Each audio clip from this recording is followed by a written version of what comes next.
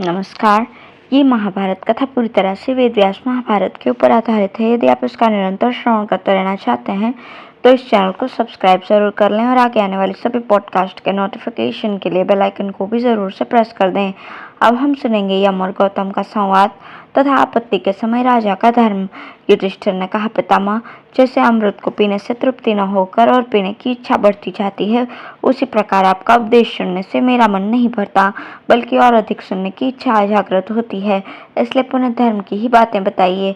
आपके धर्मोपदेश रूपी अमृत का पान करने से मुझे तृप्ति नहीं होती। भीष्म जी ने कहा, अब मैं तुम्हें एक प्राचीन इतिहास सुना रहा हूँ।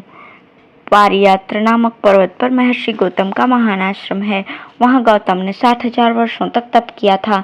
एक दिन उग्र तपस्या में लगे हुए उस महामुनि के आश्रम पर लोकपाल यमराज स्वयं आए और उनसे मिले।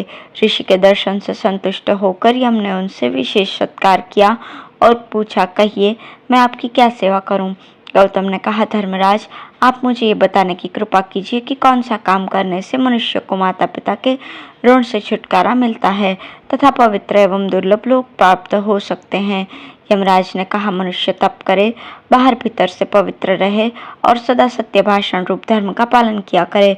उसे प्रतिदिन माता पिता की सेवा में संलग्न रहना चाहिए तथा बहुत सी दक्षिणा देकर अश्वमेध यज्ञ का अनुष्ठान कराना चाहिए। इससे उत्तम लोगों की प्राप्ति होती है। युधिष्ठिर ने पूछा, पितामह, यदि राजा के शत्रु अधिक हो जाएं, मित्र उसका साथ छोड़ दे तथा उसके पास खजाना और सेना भी न रह जाए तो उसकी क्या गति है? दुष्ट मंत्रियों की सहायता होने के कारण राज्य का गुप्त भेद खुल जाने से राज्य भ्रष्ट हुए दुर्बल राजा पर जब बलवान शत्रु चढ़ाए और सामनीति से संधि की कोई संभावना न रह जाए तो क्या काम करने से उसका भला हो सकता है? भीष्म जी ने कहा, युधिष्ठिर, ये तो तुमने बड़े गोपनीय विषय का प्रश्न किया। यदि तुम्हारे द्वारा प्रश्न नहीं किया गया होता तो मैं ऐसे समय के धर्म का उपदेश नहीं कर सकता था। धर्म का विषय बड़ा सूक्ष्म है।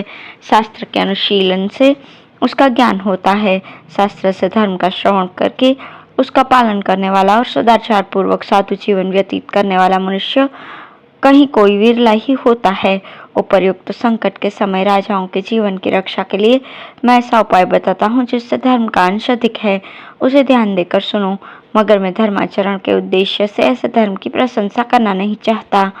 आपत्ति के समय भी यदि प्रजा को दुख देकर धन वसूल किया जाता है तो पीछे वो राजा के लिए मौत के समान सिद्ध होता है। ये सबका मत है। पुरुष ज्यों ज्यों शास्त्र का स्वाध्याय करता है त्यों ही त्यों उसका ज्ञान बढ़ता है। फिर तो ज्ञान प्राप्त करने में उसकी विशेष रुचि हो जाती है और उसके द्वारा वो संकट से बचने का उपाय स्वयं ही ढूंढ निकालता है।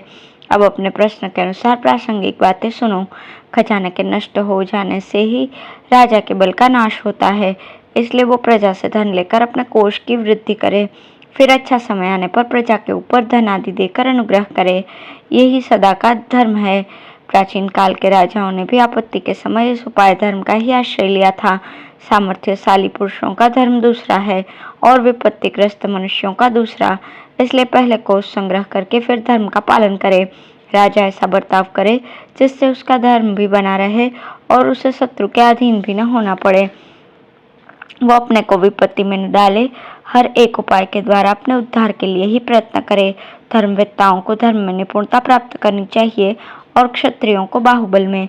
जैसे ब्राह्मण जीविका के बिना कष्ट पाने पर यज्ञ के अनधिकार से भी यज्ञ करा लेता है और नहीं खाने योग्य अन्न को भी खा लेता है, उसी प्रकार आजीविकाहीन क्षत्रिय भी तपस्वी और ब्राह्मण के सिवा सबका धन ले सकता है।